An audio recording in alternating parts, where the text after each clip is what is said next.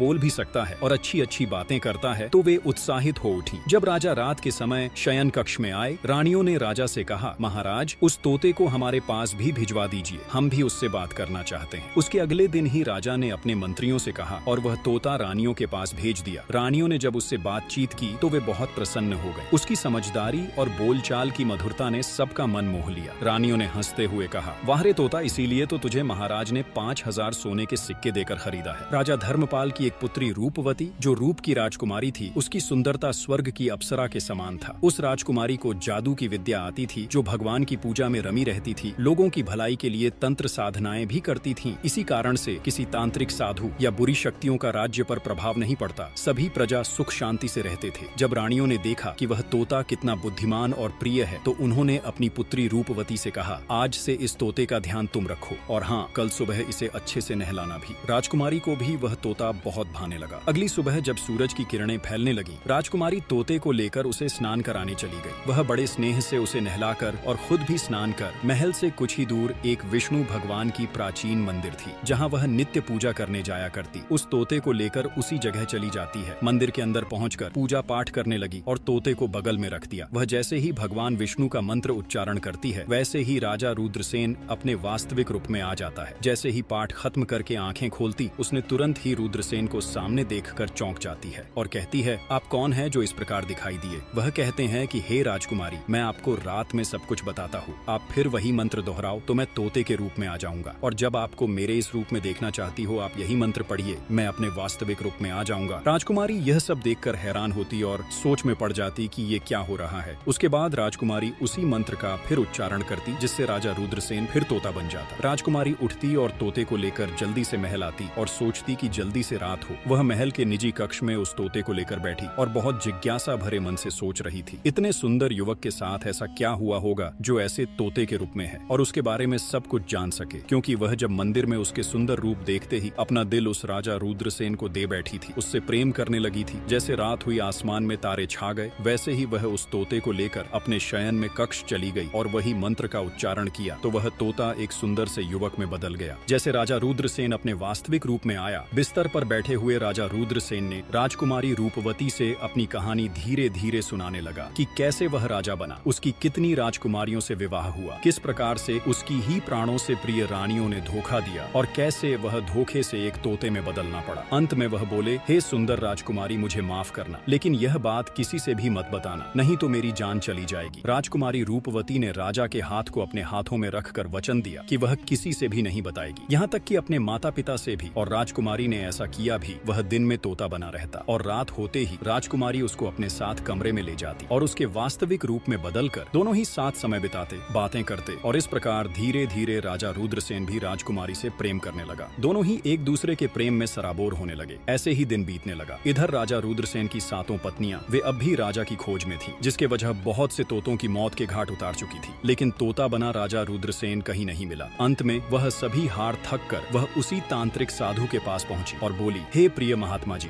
हमारे पति अब तक नहीं मिले, अब क्या करें, कैसे ढूंढे और कैसे मारे। उसके बाद वह तांत्रिक साधु ने अपनी पोटली खोली और देखा कि राजकुमार अब भी एक तोते के रूप में राजा धर्मपाल के महल में रह रहा है। रानियों से वह बोला कि उस राज्य में उसका कुछ नहीं बिगाड़ा जा सकता है। फिर कुछ सोचते हुए रानियों से कहा, एक उपाय है, तुम सब नृत्य कला सीखो, हम सब मिलकर उस राजा के महल में नृत्य करने जाएंगे, और जब राजा हमसे प्रसन्न होकर कुछ मांगने को कहेगा तो हम वही तोता मांग लेंगे और तब उसे मारना आसान होगा। इसी तरह वह तांत्रिक साधु ढोलक बजाने और 7 रानियां नृत्य कला का अभ्यास करने लगी। कुछ ही दिनों में पारंगत होकर सभी राजा धर्मपाल के दरबार में पहुंचे। राजा धर्मपाल को संगीत और नृत्य बहुत ही पसंद था। जैसे कि